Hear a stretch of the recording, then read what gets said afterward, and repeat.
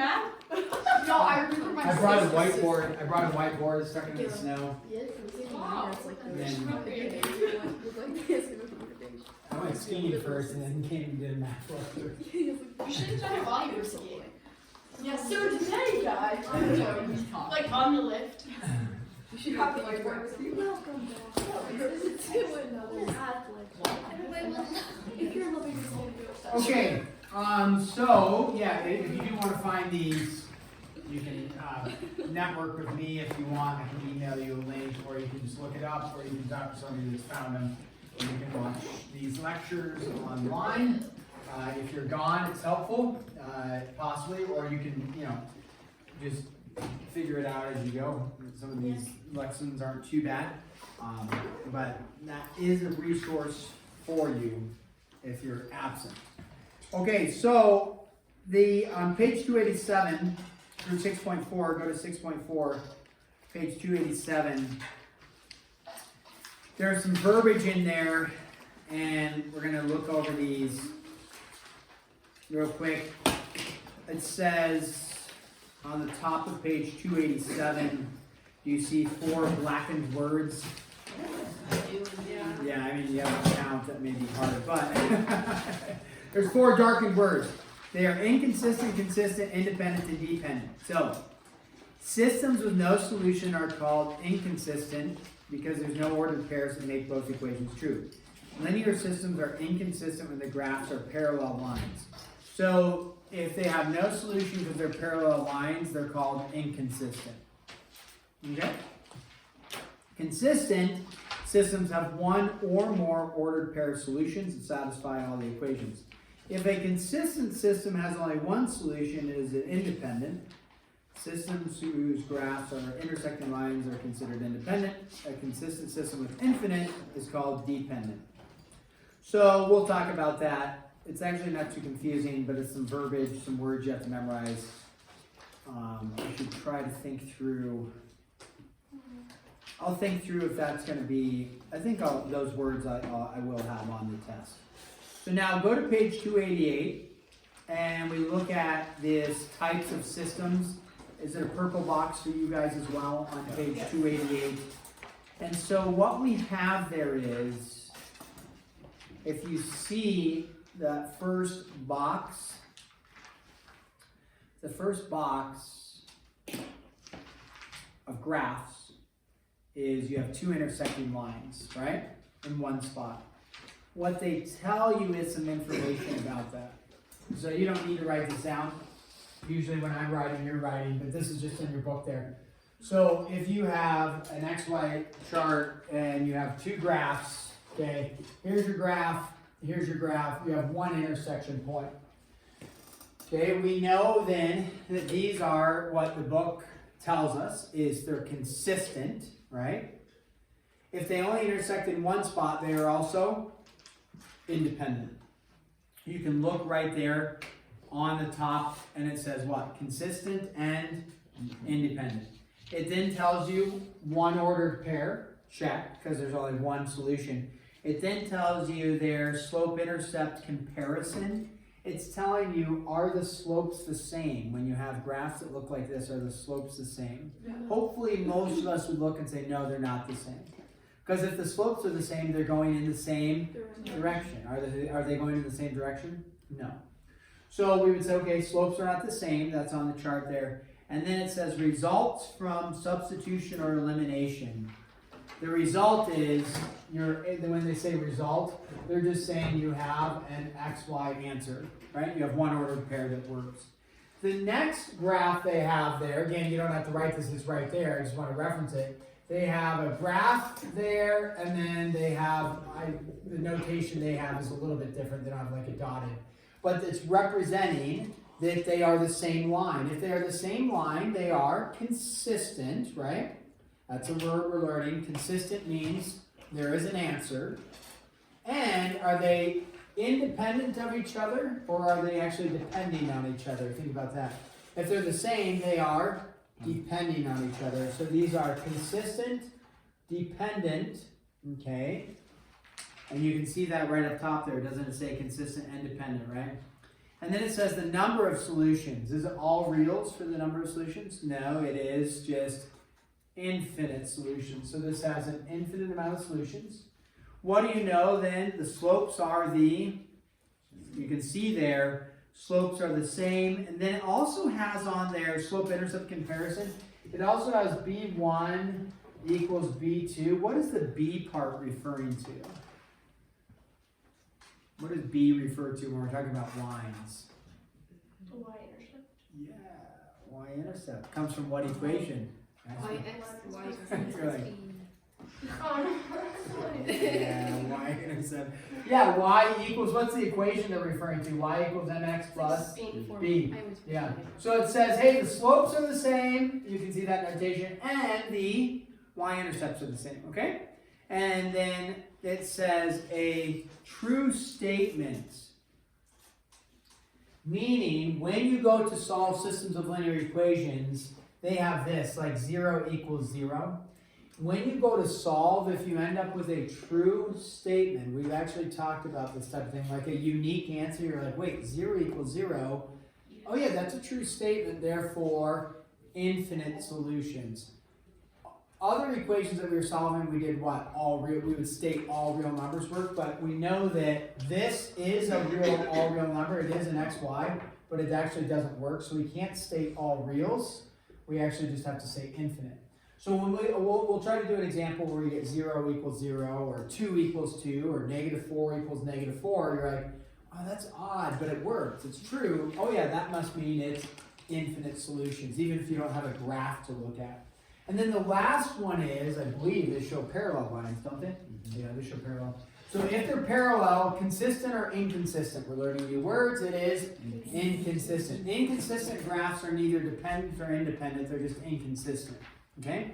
And then when they're inconsistent, what that tells you is you have no solution. And then it tells you is, what do you know about your slopes? Your slopes are the same, right? And then what do you know? Do they add in the b value? Yeah, they do. What do you know about the b value? The y-intercepts are going to be different. They're not the same, okay? And then this would be where you do you're solving it, and their example is you get like 0 equals -2.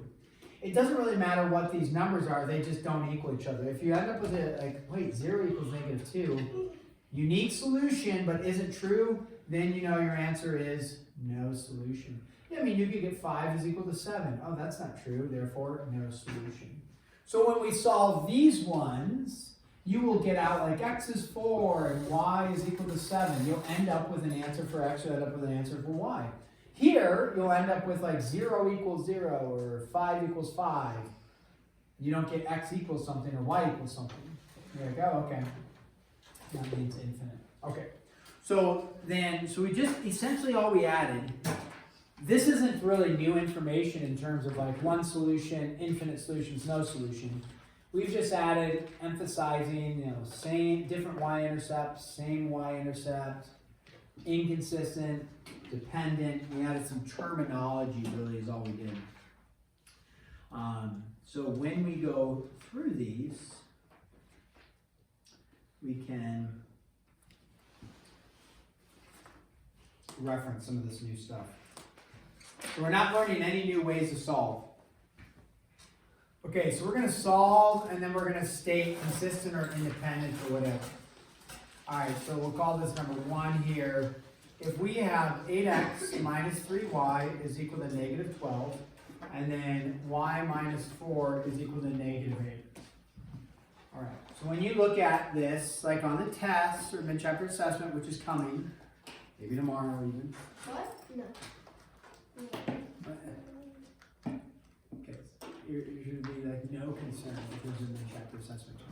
Why? Because you've mastered 6.1, you've mastered 6.2, and you're well on your way to mastering 6.3.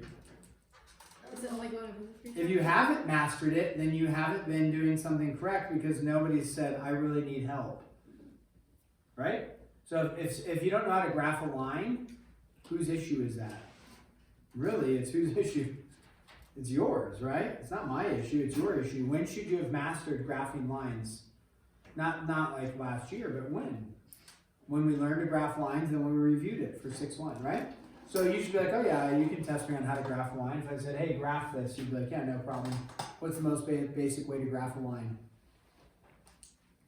X, Y, X, Y, T-chart. Yeah, there you go. You're like, yeah, I just need 2 points, graph it. Then you look at this one, you're like, that's weird, there's no X value. Oh, it's so easy. I know how to graph that. That is what kind of line? If there's no X value, it's a horizontal line, right? Because you've been studying and you mastered it. If you haven't been studying and you haven't mastered it, then whose issue is that? It's yours, right? So you got to be studying consistently all the way along. So if there's an MCA tomorrow, it's no problem. Or you haven't studied and it is a problem. That's okay, either way. I'll let you know at the end of class what we're going to do. So this one just says solve. Does it tell you by graphing, substitution, or elimination? So this will be on like the MCA or the test. It'll just say solve. And then you're like, well, what should I do? Typically, do we do graphing if we don't have to? No, because it's not the best way, right? Visually, it's awesome to see what's going on, but it's not the best way to find the exact answer. So what method might you use? You either have substitution or elimination. I look at that one and I see a prime, we have substitution. Why substitution? There's Coefficient of blank. Yeah, this is phenomenal because is there any x value in it? Nope. No. Now it looks kind of unique because they have the y minus 4 equals negative 8. They make you do one step. What's the one step for here? Y equals? Negative 4. Negative 4. Done. Now I already know what y is, right? Y is negative 4. So then all I have to do is plug in and solve for x. So substitution was optimum. And so okay, 8 times x minus 3 times negative 4 is equal to negative 12. And then you're going to get 8x plus 12, right, is equal to negative 12. And then 8x is equal to negative 24, kind of cruising along here. Because if solving is difficult for you, which it may be, it's just something you got to work on. So this isn't like laborious algebraic solving. There we go. So did we find an answer? Yeah. So what can you tell me about this based off of this discussion over here, which I didn't write all the stuff, but you have it in your book in terms of that, like, consistent, dependent, let's analyze this. I found one solution, right? Inconsistent or consistent? Consistent. Consistent, okay? So you know it's consistent. Are they dependent or independent of each other? Independent. Independent. If they're the same line, then they are dependent. So these are consistent, they're independent of each other. Independent, okay? I thought it was just one. I thought they required 2 lines to know. Because it looks like this is just one point. They are 2 lines. This is a line and this is a line intersecting at 1 point. Okay. So it's like this. This line and this line intersecting at 1 point. So yeah, we have 1 point of intersection with 2 lines. So then, now that's all the book asks for. Let me go through this though. What do we know about the slope? So the slope's the same. No, right? Because if there are 2 lines intersecting at 1 point, only 1 point, are the slopes the same? No. And so then the slopes are not the same. There you go. But this is all you really need. You need this, this, and this. That's what the book is going to ask you for. The book's also going to ask for, hey, what's the best method to solve for some of these? They're not even going to make you solve it. They would say, what do you think is the best method? Graphing, substitution, or elimination? You're like, substitution, great. Okay, so, and on those ones, technically, there's not a right or a wrong when they just ask you what's the best way to solve, because you could say, I love graphing. You're like, okay, sweet. That's a good way to solve. So let's try this one. X plus y is equal to 18. And then we have 2x plus 2y is equal to 10. We look at that, we say, what's the best way to solve, or what's a good way to solve? Again, you could say graphing, but I don't think anybody really wants to graph. So in general, we just eliminate graphing as the best way to solve. So we use an algebraic method, substitution or elimination. You could actually choose either one here and argue for either one. So you choose, solve it, okay? And then tell me consistent or inconsistent and identify what's going on. right? So solve it, check with your support team around you and say, hey, I got x equals 2 and y equals 7. Or I got x, whatever it is. So solve it, and then we will go over this together. Check with your support team to see what they came up with.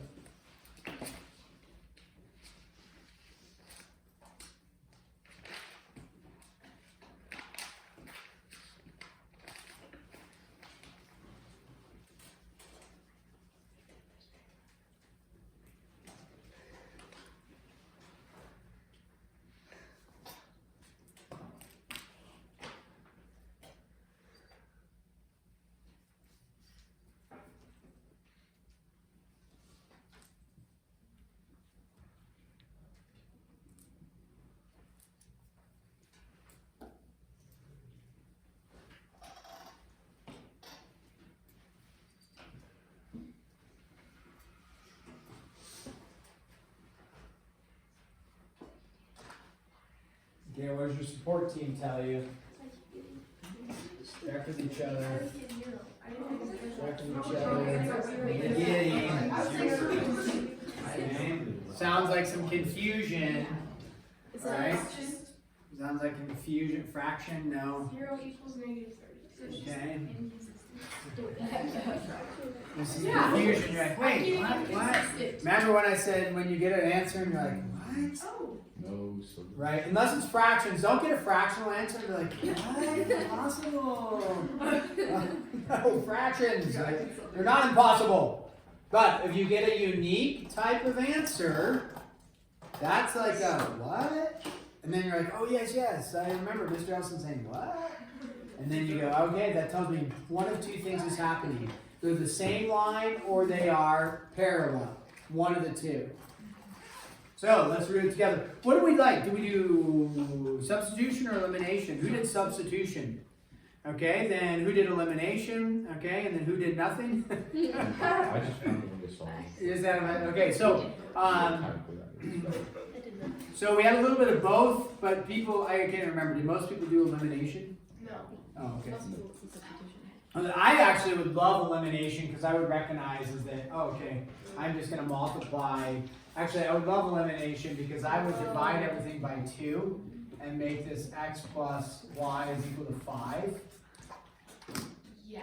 And then I have x with y. I could do that. That's where we're Or I would go multiply this by negative 2. And so that would be negative 2x minus 2y is equal to a negative 36. And then I'd add those together. Then if we do that, either way we get 0 equals negative 26. If you did it that way. And you're like, what? Oh, impossible. Therefore, is there any solution? No. So you know right there, if you did your math correctly, you know right there, no solution. Okay? And if there's no solution, are they consistent or inconsistent? Inconsistent. And at that point, inconsistent. There's no like, are they dependent or independent of each other? They're just inconsistent is what we call that. Okay? Now, with that, if you did, let's say you decided to do substitution, just to make sure that we're understanding that, y equals like 18 minus x, and then you plug that in over there, so you'd have 2x plus 2 times 18 minus x, like that is equal to 10. And then you have, 2x plus 36 minus 2x is equal to 10. Your x's cancel, you have 36 is equal to 10. No. No? Okay, again, you're not going to get something that equals each other. Okay? So therefore, inconsistent. Questions on that one? Just did it wrong. Perfect. Let's do maybe just one more. And by the way, if they're inconsistent, if it's a no solution, the slopes are the same. The y-intercepts are different. So, yeah. When I was doing the elimination, I said x minus 18 and not 18 minus x. Would that always be a problem? You did what? I did x minus 18 and not 18 minus x because, and that made the x positive. So, because the way that you did it made the x negative for you. I did it correct, you did it incorrect. I mean, you can't go, like, okay, so you have x plus y is equal to 18. And you said what? I said x minus 18. Okay, I can see that now. Well, if you subtract the 18 over, right, then it is x minus 18, that's true, plus the y is equal to 0. Now you need to, solve for one of the variables, so you're trying to say x minus 18 is equal to a negative y. Okay. In which case you have to multiply by a negative, which would then give you negative x plus 18 is equal to y, which negative x plus 18 is Just 18 minus 18 minus x. Okay. Does that make sense? Yeah. Okay, yeah. So,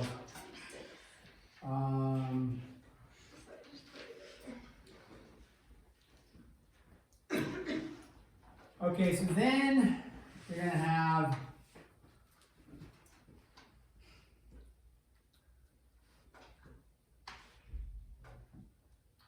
let's go with this one, number 3 here. Okay, let's go with this. 2x plus 2y is equal to 14. And then we're going to have 3x plus 3y is equal to 21.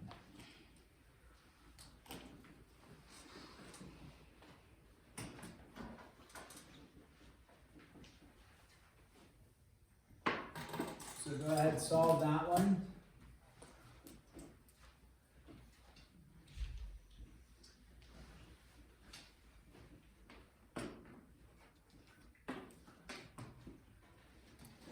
Again, using any method you want, so out of the 3, graphing, substitution, elimination.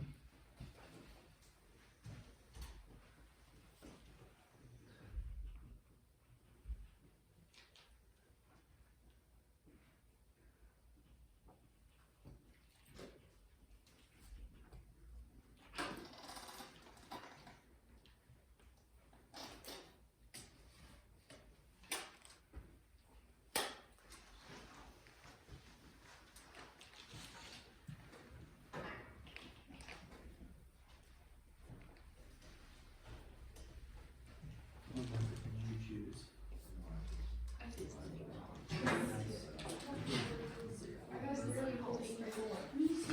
No, I didn't get that. I got three solutions. Oh. Yeah, she put a lot of faith in you. Well, just because Zach got it?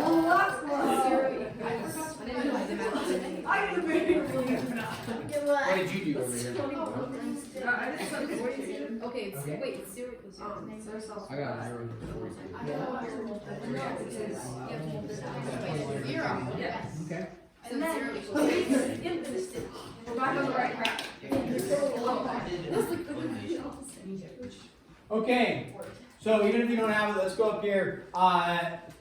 Did anybody do the Zach route? The Zach route was recognize that they all have on this one, they all have a 2 in common. So he divided everything by 2. So this is kind of unique, is that he got it reduced to x plus y is equal to 7.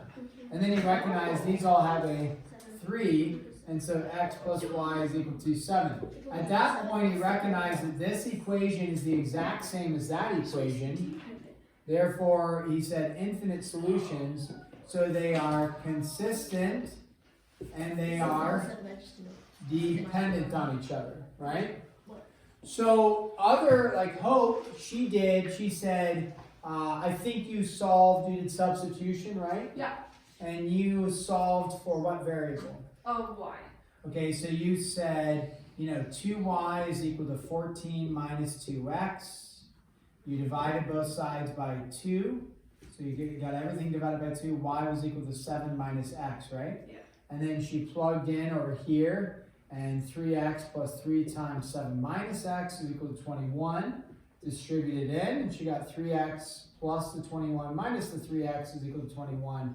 And she got 21 is equal to 21, which is like, what? Oh yeah, correct. Therefore, infinite, consistent, dependent. Okay? You could have done a elimination by finding an LCM of like 6. multiply this by 3, multiply this by 2. You could have done it out that way. You would have got 0 equals 0 if you did it. The thing the book is going to state from here, they say, if it is consistent and dependent, what is the equation in slope-intercept form? Because if it is consistent and dependent, it means both of these are actually the exact same, they just look a little different. Unless you pull the Zach method and you say, oh, they look the exact same, I know they're the same. What the book is going to have you do is they're going to have you state what is the equation in slope-intercept form, and all you would do is just say y is equal to negative x plus 7, and that's your equation. So if it is the same, they just want you to state, oh yeah, slope-intercept form y equals negative x plus 7, to recognize that they're both y equals negative x plus 7. Okay, there's an additional little component on there.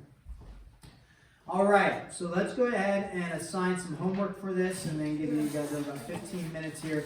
Page 289, okay, page 289.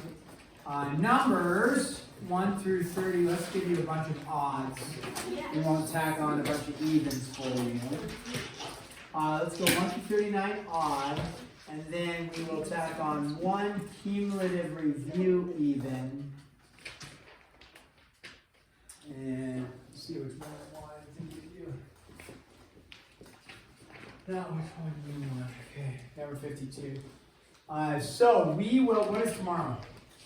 Thursday. Thursday. So, do Friday. Let's do an MCA Friday. It'll be 6-1 through 6-4. When is 6-4 due, by the way? Tuesday. Friday. Wow. Oh, wait, what? Okay, when's 6-3 due? Tomorrow. Tomorrow. So when is 6-4? Kind of in this delayed. Usually it's due the next day, but we're in this delayed turn-in process. Tuesday. So when would 6-4 be due? Tuesday. Tuesday. No. Because Friday. But we never grade it We on don't grade Friday. it So on we Friday. don't have school Monday, Tuesday. so it is due. Okay, but what will the MCA be over? Well, 4. 6-1 through 6-4 on Friday. Okay. So when should you have 6-4 done by so you can make sure Tomorrow. you I do mean, it Friday. well on the MCA? Tomorrow. Friday. Our breaks are. The reality is, by the way, the MCA on 6-1 through 6-4 on Friday, we don't want to have to come back Tuesday and do it, right? So we have a little bit of a break, so you don't want to have to come back Tuesday and do it. So 6-1 through 6-4 Friday, we'll grade them and then you'll correct them, so it'll actually go, that'll be like your first big grade on semester 2. Okay? Oh, awesome. So semester 2 will be that. Alright? Okay. It happens. Now do really good grades, right? Semester 2, yeah, well, first.